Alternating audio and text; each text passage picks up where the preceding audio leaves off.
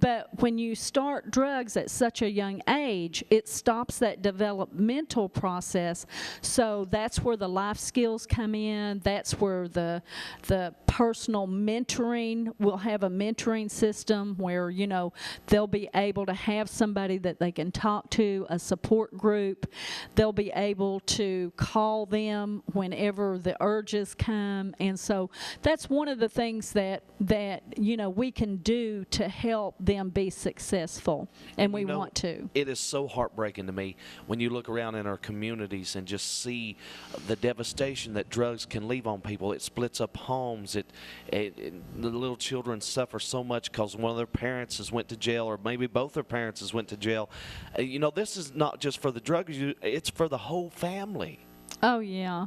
And you know, one of the things I don't think that the people are really well aware of, you know, in the state of Kentucky, now we're not talking about anywhere else, but in the state of Kentucky, and you can go on www.gov.com and get some of those statistics. And this actually came from the White House. And we are the highest rate of 12-year-olds in the nation abusing drugs. 12-year-olds. The age from 12 to 17 years old, they consider what they consider binge users. And I've experienced this, so I know exactly what a binge user is. And that's where, you know, that they may not do drugs for a week or two. You know, your child looks really normal. And so, but then it's like all at once you just kind of pick up that something is not right. Exactly.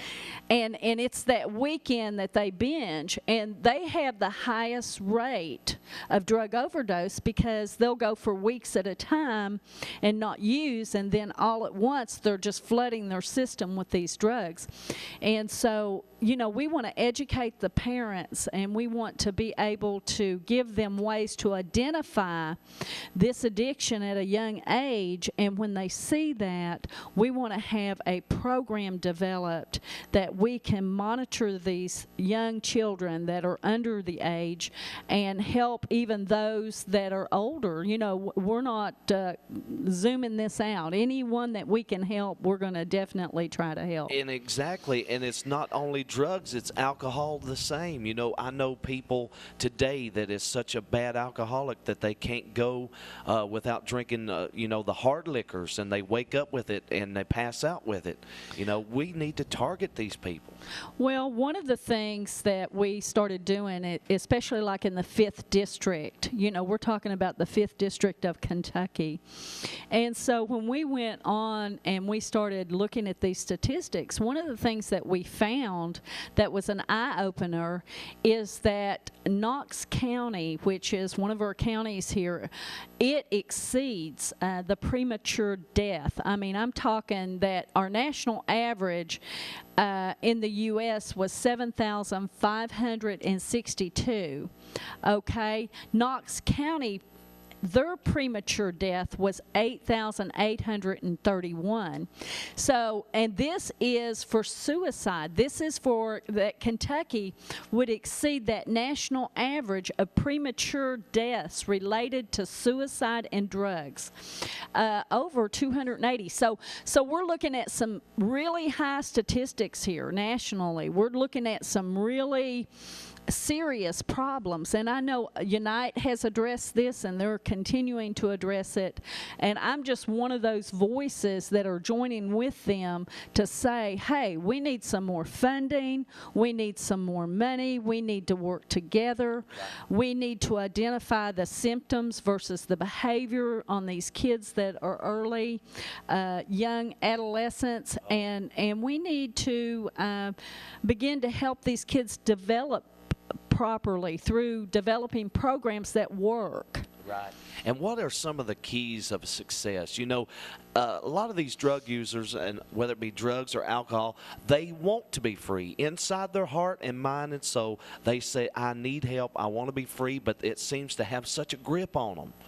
Well, that's true. And I think that, you know, once we acknowledge, you know, our sin, then it's like we have to take God's hand and He helps us. And that's one of the things that, you know, I would say to anybody out there, that is using drugs, there is help. There is help in Christ. But there's also the support groups that need to come around and help you to be able to be successful in that. And so if you're serious about that, if you're serious about being set free, and you're serious about that, changing, then first of all, we have to identify that we have an addiction. We have to kind of say, hey, I've got a problem, and I know I've dealt with it, and you have too, and so we just have to start developing support in the education system, in the workplace, in the community, so that we can create a base of people to monitor this. One of the things is seeing addicts in addiction that have been successful, that have come out of it. That's part of the support group, is them, being able to say, hey, I'm clean and sober today.